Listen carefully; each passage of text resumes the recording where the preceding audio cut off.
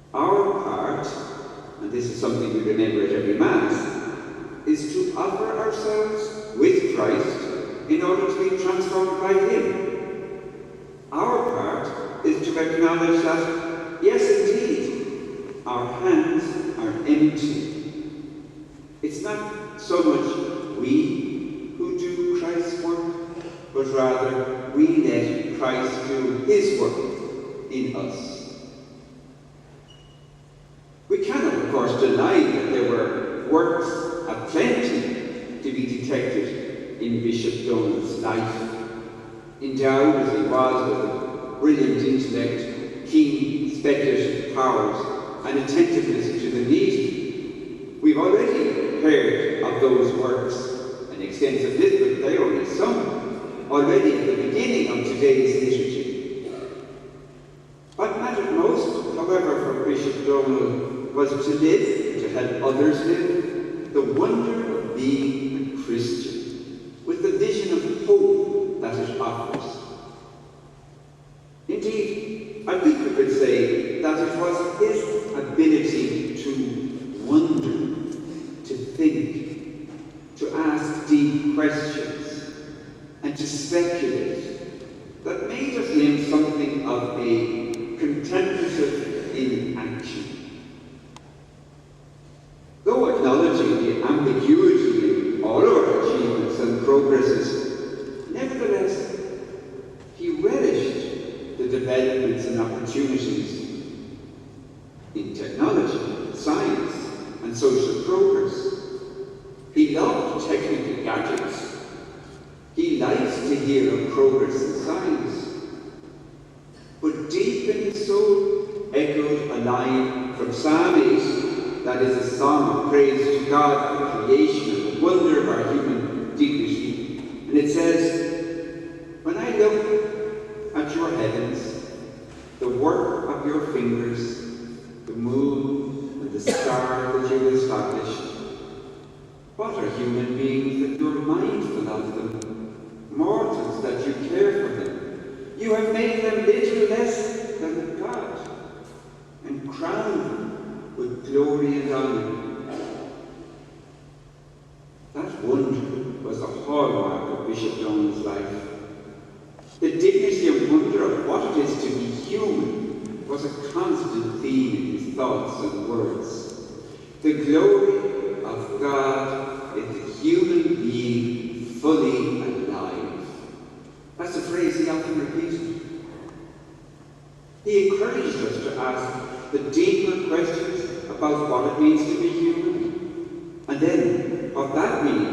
for our approach, for instance, to education, to ethics, to the environment. We need to know what it is to be human before we address the big questions. Highlighting the wonder that resides in the heart of every human being, he often repeated to me his conviction that deep down, all of us are always on the lookout for those sparks of truth and love that when we find them make us cry out, yes, that's it. That's what I've been born for. Truth and love. It comes as no surprise, therefore, that his episcopal motto was Veritas in Caritate, truth in love. The motto, of course, also St Munchin's Diocesan College, which he was rightly proud. It was with a sense of wonder and hope that Bishop Donal saw potential in those around him. Many past students speak fondly of how they were encouraged by him. Priests found in him a caring father figure. The religious of the diocese and diocesan staff found in him a kindly presence. The pilgrims on the Lourdes pilgrimage enjoyed getting to know the humour and simplicity and creativity of their bishop, who perhaps at first glance was somewhat reserved and private. Bishop Donal liked to quote Pope John Paul II's comment in Limerick: "There is no such thing as an ordinary lay person. Every lay Christian is therefore an extraordinary work of God's grace." This was a profound passion that guided his pastoral ministry, both in the Archdiocese of Dublin and here in the Diocese of Limerick. His vision was that the second reading from which he took his episcopal motto, speaking the truth of love, we will grow to become in every respect the mature body of him who is the head, that is Christ. From him, the whole body, joined and held together by every supporting ligament, grows and builds itself up in love as each part does its work. We heard at the beginning of the Mass that the words that formed the title of Bishop Donal's last book were, "What are we waiting for?" I think they are a reminder to us of what, in recent years, Bishop Donal, this contemplative in action, was concentrating his mind on: the journey to the next life. Yes, though his mind and body began to become frail, all too frail, he often repeated to me the gospel we've just heard proclaimed. In particular, Jesus' promise, "I will go and prepare a place for you. I will come again and will take you to myself, so that where I am, there you may be also." It was as if, in his interior dialogue with Jesus, these words had become stamped on his soul. Rhetorically, he would ask me, "Brendan, I wonder, do people think about this promise? So often we think getting to heaven is all our work, our achievement, and that when we get to the pearly gates, we'll be telling God all we did. We think we'll be presenting to God our sack of works and achievements and accomplishments. But God will say, "Who are you kidding? I've given you all you have. I created you." Bishop Donal really believed that in death it is Christ who comes to take us with him. He has promised he will prepare a place for us. And so Bishop Donal will continue saying to me, when we meet God, we won't be listing all we did for God, but rather we'll be discovering all God has done for us in our life. And we'll enter into that place for which we've always longed, the life of the Trinity, heaven. And then, with his great wry sense of humour, he'd say to me, you know, it would make a great title for a film. You ain't seen nothing yet. If wonder at creation, wonder at life's marvels, and wonder at human dignity were so much a part of Bishop Donal's life, yes, he didn't lose sight of the goal. And this, of course, was the source of his humble spirit. We're not in charge of life. God is. The world is not our final goal. The next life is. We are limited sinners.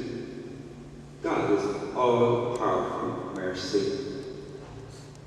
One day, when his mind was declining, as we began to celebrate Mass together, trying to keep my words as simple and as essential as possible, I said at the beginning of the Mass, Donal, let us call to mind our sins. He looked at me, and with the simplicity of a child, with the humour of an aging, humble man, he said to me, well, in that case, we'll be here okay. Knowing that a bishop is meant to be a person who seeks to lead and inspire all the people of the diocese in living as a community united in truth and love, the love of Christ. Bishop Donal Maureen knew that, although he had promoted best practice procedures for safeguarding children in the Diocese of Limerick, once his presence would create difficulties for survivors of abuse, he wanted to assist in every way that he could.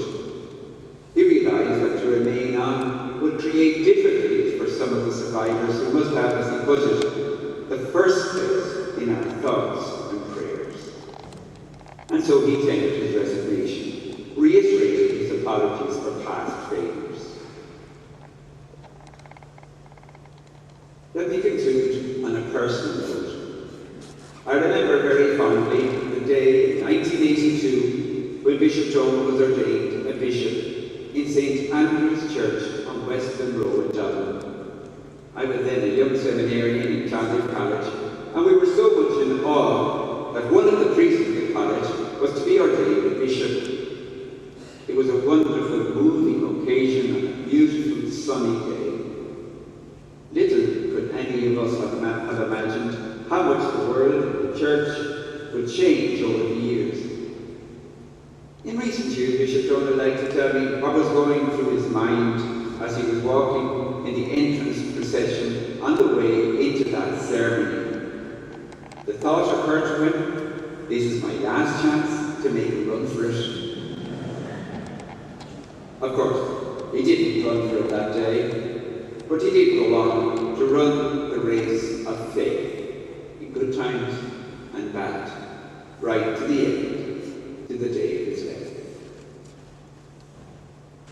Little could I have imagined I would one day be a successor to Bishop Donal. His unassuming, gentle presence was a gift to me. He was always reassuring, encouraging, and a fatherly figure of wisdom, offering insights and perspectives from the deep well of the soul. Always present, never interfering, always inspiring, never dispiriting. When in recent years it fell to me, along with others such as Jackie Handley, his wonderful devoted housekeeper for whom he had such great regard, and Catherine Kelly, our diocesan secretary, to care more closely for him as his mind and body declined, I often wondered what must have been going on in his soul. Recently I came across words written by Pope Benedict that Pope Donal quoted that offer, I think, a glimpse within him during the final years of declining health. The quote says that Jesus walks with me even on the path of final solitude, where no one can accompany me. He himself has walked this path, and he has returned to accompany us now, and to give us the certainty that, together with him, we can find a way through. Bishop Donal, you have now walked that path, not without its crosses. You entrusted yourself to the maternal care of Our Lady, whom you so greatly loved. Our hope is that in God's mercy, you who so often contemplated the question of the Apostle Thomas, how can we know the way, have found the way through? But that in your encounter with the Lord, as you stretched out your empty hands, you heard the Lord say, Donal, I have come. I have indeed prepared a place for you. I have come now to take you to myself, so that where I am, there you may be also. Well,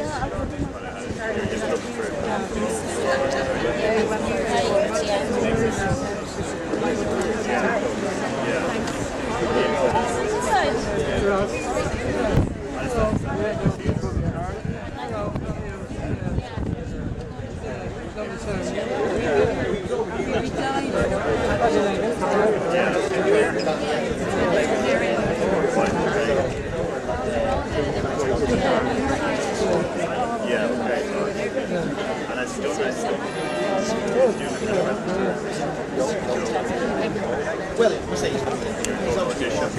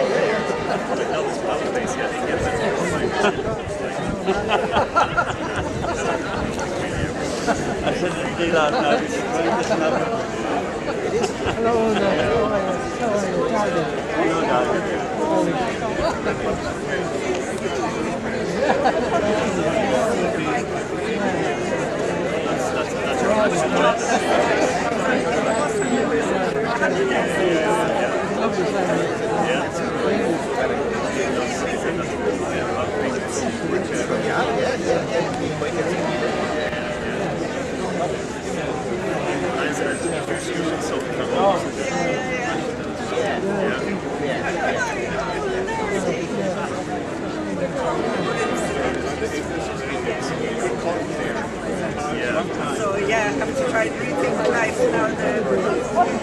The list is finally empty. It takes a long time.